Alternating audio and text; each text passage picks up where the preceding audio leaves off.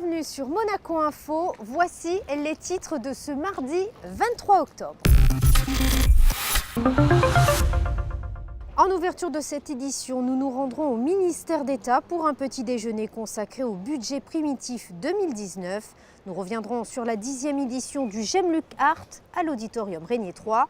Nous irons à la 29e édition du Sportel pour assister à plusieurs échanges entre le public et les champions du monde 98. Et nous terminerons avec notre Focus Info consacré cette fois-ci à Felipe Massa qui découvre la plongée grâce à Pierre Frolat. Et nous ouvrons donc ce journal avec le compte-rendu de la conférence de presse du gouvernement princier. À l'ordre du jour, le budget primitif 2019. Plus de précisions avec Alexandra Pani. Alors que le vote en faveur du projet de loi du budget rectificatif 2018 vient d'avoir lieu, le gouvernement princier est lui déjà tourné sur les perspectives du budget primitif 2019. Un budget à nouveau en excédent, donc de près de 4 millions d'euros, avec des recettes qui sont de l'ordre de 1,350 milliard d'euros et donc des dépenses légèrement inférieures, une augmentation des recettes comme des dépenses de plus de 10%. Mais au niveau des dépenses, ce sont les dépenses d'équipement qui progressent à un rythme quasiment du double. Les dépenses de fonctionnement, elles, n'augmentant que de manière plus marginale. Face à une dizaine de journalistes, le ministre d'État et les 4 conseillers de gouvernement présents, seul Gilles Tonnelly en déplacement à Bruxelles n'a pu assister à ces discussions, sont revenus sur les priorités du gouvernement. Des priorités donc qui restent celles qui avaient été affichées dès le budget 2018 mais qui sont encore renforcées pour certaines. Je pense notamment à ce qui concerne la transition numérique. Mais ensuite il y a les autres grandes priorités traditionnelles et plus particulièrement peut-être la politique du logement. Et cette année, dès le budget primitif, ce sont plus de 100 millions d'euros qui sont inscrits pour à la fois concrétiser des opérations dites de taille intermédiaire et favoriser le logement des Monégasques en principauté dans ces opérations, et puis ensuite des opérations d'acquisition, parfois dans une optique, là encore, de court terme comme une optique de plus long terme pour préparer l'avenir, mais qui chacune doivent permettre de dégager des marges de manœuvre suffisantes pour engager des opérations structurantes de construction domaniale. En termes de travaux, et Mme Gramaglia est revenue longuement ce matin sur les aspects de qualité de vie, ce qui compte avant tout aujourd'hui, c'est de redonner à la principauté un visage plus calme. Les objectifs en matière de favoriser la mobilité, et notamment la mobilité douce en principauté, ont été évoqués. Elle a également évoqué les mesures que son département va prendre très prochainement pour que les chantiers soient moins bruyants et notamment des mesures fortes pour interdire les chantiers le week-end, donc en particulier le samedi matin, qui était une cause légitime d'inquiétude et parfois même souvent de désagrément pour les Monégasques et les résidents. La transition numérique, le logement et les grands chantiers étaient bien entendu encore au cœur des discussions, mais également l'innovation avec le lancement de l'espace Monaco Boost, consacré à la création et au développement d'entreprises monégasques. Du côté du social, un accent est porté notamment sur une réflexion autour du vieillissement de la population et les meilleures solutions à apporter aux aînés. Un large volet a été également consacré à l'éducation, mais aussi à la sécurité en principauté. Rappelons que l'examen et le vote du projet de loi du budget primitif 2019 auront lieu à l'occasion des prochaines séances publiques du Conseil national au mois de décembre. Et direction l'auditorium Régnier 3 où la 10e édition du Gemluc Art s'est déroulée. Le palmarès a été dévoilé la semaine dernière. Les détails dans ce reportage. 120 artistes venus du monde entier ont souhaité sensibiliser le grand public en faveur de la lutte contre le cancer. Chaque année, Gemluc Art œuvre à récolter des fonds afin de financer la recherche clinique et participer à l'équipement des services hospitaliers spécialisés en cancérologie. En 2018, le groupement des entreprises monégasques fête ses 10 ans, l'occasion de dresser un bilan. 10 ans d'aventure extraordinaire, on est parti de pas grand-chose, on doit dire, et aujourd'hui il y a une reconnaissance du public et surtout des artistes qui sont vraiment nos ambassadeurs, on va dire, à l'international, puisque J'aime Luc Art est connu et reconnu à l'international. On a des personnes qui viennent du Congo-Kinshasa, de Tokyo, du Brésil. C'est très international et c'est vraiment, on va dire, très satisfaisant de voir justement que les artistes prêchent la bonne parole et puis luttent contre le cancer avec nous. 11 prix ont été décernés par un jury international et parmi ce palmarès, le prix Sculpture, attribué à une toute jeune artiste pour son œuvre surprenante. C'est vraiment un message sur l'avenir, sur un avenir plus optimiste, plus dans la sérénité. Voilà, c'est les ondes positives pour le futur. J'aime Luc Art, c'est de l'espoir. Pour moi, c'est de l'espoir. Et je suis très honorée de pouvoir participer à cette belle cause, à cet espoir. On se sent engagé. Donc à travers ma passion et ce que j'ai toujours fait, la sculpture, en plus depuis que je suis toute petite, là aujourd'hui, c'est vrai qu'on se sent engagé et c'est là où on dit de pouvoir faire l'art, ça peut porter ses fruits, ça peut atteindre, ça peut aider d'autres personnes et c'est ça qui est intéressant et vraiment riche pour un artiste. Le prix du public, quant à lui, a été attribué à l'artiste Hervé Laurent qui a su créer l'opportunité de s'exprimer pour la bonne cause. Superbe.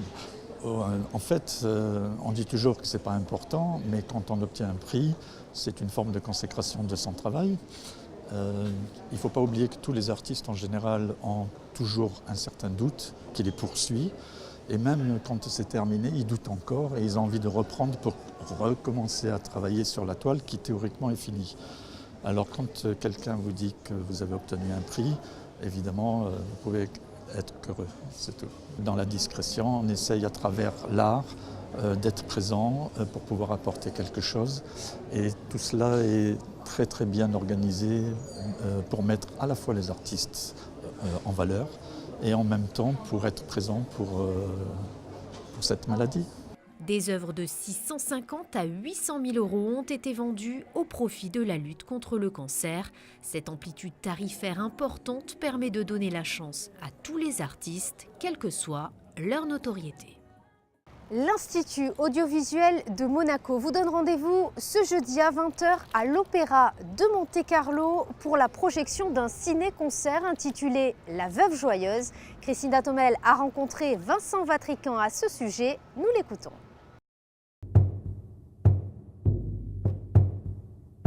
Il est tiré d'une opérette de Franz Lehár. C'est le lien qu'on a choisi puisque c'est un programme qui est proposé conjointement par l'Opéra de Monte-Carlo et l'Institut audiovisuel de Monaco. Et puis parce que c'est une adaptation au cinéma réalisée par un très grand cinéaste qui s'appelle Erich von Stroheim, qui a quand même beaucoup contorsionné l'opérette d'origine pour en faire un grand film sur la cruauté humaine. C'est un Vienne, ou plus exactement une principauté d'opérette qui est reconstruite en studio et qui met aux prises les deux héritiers de la couronne, qui sont deux cousins qui se détestent l'un et l'autre. Et tous les deux cherchent à conquérir le cœur d'une chanteuse, danseuse en tournée qui s'appelle Sally dans le film, américaine, et qui est interprétée par une très grande actrice du muet qui s'appelle Mae Murray.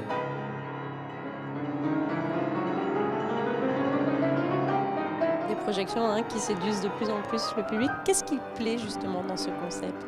Indubitablement, c'est la musique qui vient porter les images. On s'aperçoit au fil des ans, et puis moi je fais aussi beaucoup de projections, je suis beaucoup de projections hors les murs, puisque c'est quelque chose aujourd'hui de très prisé dans tous les pays du monde, dans les festivals, etc. Il y a une dimension film muet portée par la musique qui permet à tous les publics, vraiment, des plus petits aux plus grands, de découvrir un pan du cinéma qu'ils auraient sans cela jamais découvert. Et peut-être même, j'allais dire, le cinéma muet devient plus moderne que jamais.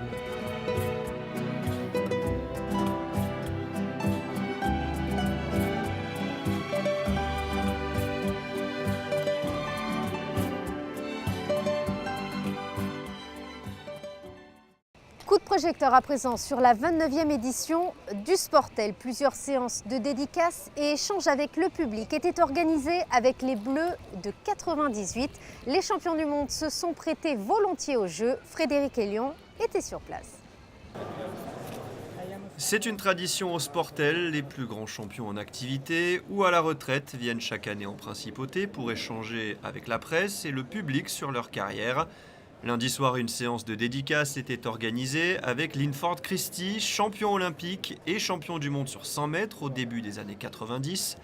Le Britannique, qui détenait à cette époque le record d'Europe sur la distance en 9 secondes 87, est allé à la rencontre des fans, autographes, selfies avec le sourire. C'est toujours sympa de rencontrer les fans, de passer du temps avec eux et de voir qu'ils ne m'ont pas oublié, car j'ai arrêté ma carrière depuis longtemps. Je suis ici en tant que président du jury des podiums d'or, on regarde des films, des publicités. Et c'est sympa car je peux rencontrer les gens qui les réalisent. Tout le monde voit le produit fini, mais on ne met pas assez en avant les photographes, ceux qui filment et qui font en quelque sorte ce que nous sommes. Un peu plus tard dans la soirée, un autre très bon moment, toujours au Grimaldi Forum. Le sélectionneur de l'équipe de France, Didier Deschamps, son adjoint, Guy Stéphane, sont venus échanger avec le public sur la dernière Coupe du Monde et le foot en général. L'occasion pour Deschamps d'évoquer et comparer ces deux titres de champion du monde, celui de 98 en tant que joueur et celui de 2018 en tant que sélectionneur. La plus belle vie, c'est la première que j'ai eue, c'est en tant que joueur. D'être footballeur professionnel, d'être international, de jouer une Coupe du Monde en France et d'être champion du monde, il n'y a rien de mieux professionnellement, quoi. Évidemment que dans le rôle de sélectionneur, c'est beaucoup plus compliqué parce qu'on doit passer beaucoup de temps sur l'ensemble du groupe. Il y a comme l'a dit Guy justement, il y a la gestion du staff aussi, être imperméable à l'extérieur. C'est la passion, mais c'est dur, c'est usant, c'est magnifique quand on connaît le succès, mais il y a des périodes évidemment difficiles qu'il faut gérer. Et voilà, mais c'est passionnant, excitant, mais compliqué. Je vous le confirme. Et même quand on gagne. Stéphane Meunier, qui avait réalisé les images du film Les yeux dans les bleus, retraçant l'épopée de 98, vue de l'intérieur. Emmanuel Lebert et Théo Schuster, qui eux ont vécu au quotidien avec les Bleus en Russie, étaient eux aussi présents pour parler de leur expérience. Une très belle soirée pour lancer ce Sportel 2018. La France est championne du monde de football. Bravo messieurs.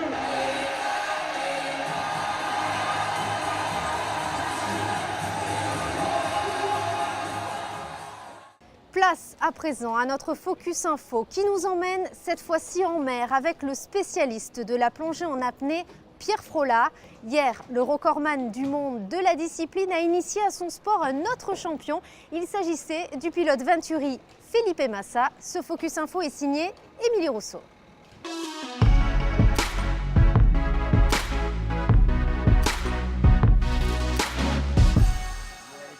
Ils partagent la même passion pour le sport, la même rigueur dans la pratique du haut niveau, le même besoin de concentration avant la compétition.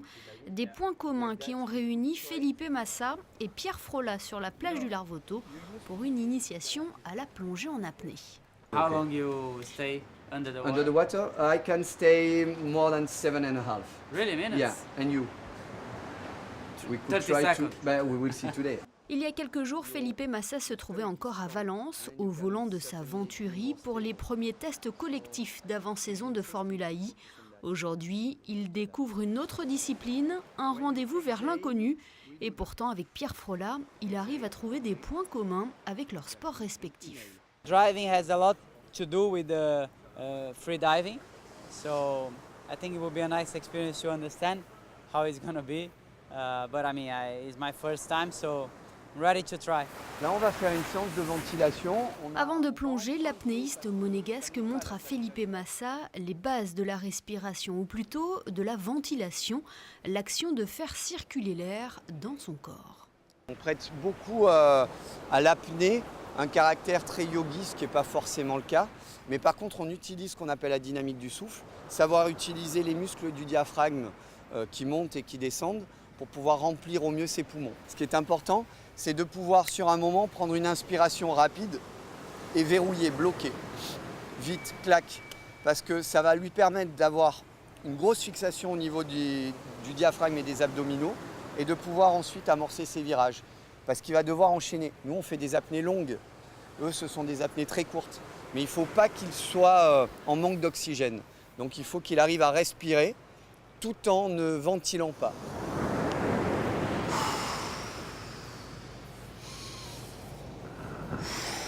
Cool, yeah.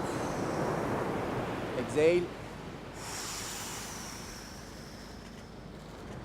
Did you feel something in your brain when you started breathing and exhaling and everything? It changed. Yeah. It changed because you optimize all the oxygen in your body, and it gives you the opportunity to have a bit more power. On s'est dit, c'est évident, faisons-les se rencontrer. En plus, la notion de gestion de la respiration, c'est bien sûr une réalité dans le domaine de Pierre, mais également en Formule 1, un petit peu moins en Formule I, puisque certaines courbes, certains virages se prennent en apnée.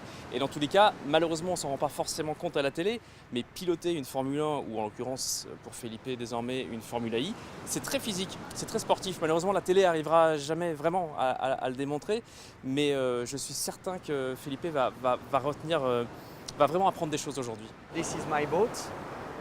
I give you your wetsuit. Yeah. We put the wetsuit and we go diving. It's okay for you? Yes. Après cet exercice d'étirement et de ventilation, il est temps de s'équiper. Combinaison, palme, masque pour chacun et petit débrief avant de partir en mer. Donc là, tu as ce qu'on appelle une gueuse. C'est un peu la Formula I en apnée. Et toi, tu vas être au début, tu vas être mon copilote. Tu seras en face de moi. Tu vas poser ta main sur ma main comme ça. Et c'est toi qui vas me dire stop. Ou on continue. Si on continue, tu fais rien. Si tu veux qu'on arrête, tu presses ma main tout simplement. Et moi, je ferme le frein. On y va? On y va. Allez, messieurs, dames, c'est parti. Direction le Cap Martin pour l'initiation en vrai pilote. Felipe Massa ne peut s'empêcher de prendre la barre. Arrivé sur site, dernière consigne du quadruple recordman du monde d'apnée. Relax, breath, easy. Just focus. How to be relaxed. Première sensation sous les profondeurs, première descente avec la gueuse. Le pilote de Venturi prend du plaisir et se dépasse. Un bon élève pour Pierre Frolat. You need to be as more relaxed as you can, which is quite difficult, especially when you have no experience. But I think it was a great experience, good fun, and yeah, I managed to go 14 meters. For sure you can go more, but you need to really to believe yourself. I believe that the air will stay inside, you know, but I think it was great. I mean, definitely step by step you're learning how to go more and more, and it was a good feeling. Des sensations, des astuces que l'ancien vice-champion du monde de Formule 1 pourra appliquer la saison prochaine au volant de sa Formula I. L'échange de savoir ne devrait pas s'arrêter là. Pierre Frolat a été invité par Felipe Massa à venir tester le simulateur de conduite de Venturi avant la reprise du championnat le 15 décembre en Arabie Saoudite. Et voici à présent les prévisions météo pour ces prochains jours. Mercredi, du soleil tout au long de la journée avec des températures comprises de 16 à 23 degrés. Jeudi, peu de changements dans le ciel, mais une différence sera à noter dans l'air avec des maximales légèrement en baisse. Vendredi, arrivée des nuages qui parviendront à masquer les rayons du soleil. Le dernier week-end du mois d'octobre s'annonce orageux et pluvieux. Le parapluie sera de sortie également lundi. Ce mauvais temps s'accompagnera ainsi d'une chute des températures, fini la vingtaine de degrés l'après-midi. Pensez-y déjà, ce week-end, nous passerons à l'heure d'hiver. C'est la fin de cette édition. Merci de l'avoir suivi. À présent, retrouvez les films projetés en salle cette semaine grâce au magazine Cinéma signé José Sacré. Très belle soirée à tous sur Monaco Info.